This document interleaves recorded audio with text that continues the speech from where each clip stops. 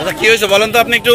ওই যে এই ছেলেটা নাকি ভ্যান চুরি করছে, সেই চুরি করার অপরাধে নাকি এই সিরাজের নাম বলছে, কিন্তু সিরাজের বাড়ি থেকে ঘরের থেকে দরজা ভাঙিয়ে নিয়ে এসে পিটায় মেরে ফেলাইছে।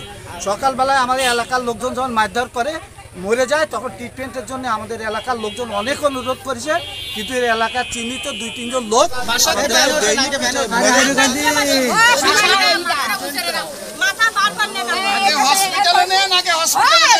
কোথায় বাসা? গোপালগঞ্জ। কোথায় আপনার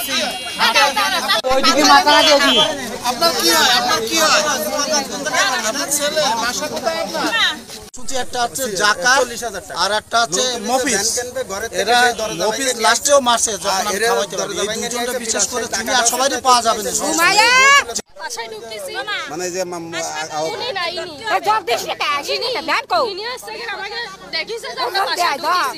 সেদিন রাত্রে আমরা গাড়ি রাখতেছি, উনি বলিছে কি যে এই জায়গায় গাড়ি রাখতেছে না, একটু সাইড করে তুল। আবার বলিছে কি আমরা গ্যারেজে গাড়ি রাখবো না। সেদিন রাত্রি উনি আমাকে গাড়িটা চুরি করেছে, চুরি টুরি করে সকালে যে তোমরা টাকার বদলে চলে গেছে, তোমরা কান্দে না, আমি তোমার ব্যান ভাড়া করে এনে দিবানি, তোমরা তাই খাই এনে। আমি ওনারা করে কি দেন আমার ব্যানটা যদি কোনো জায়গাতে খুঁজে দিয়ে যায়, আমি মেলা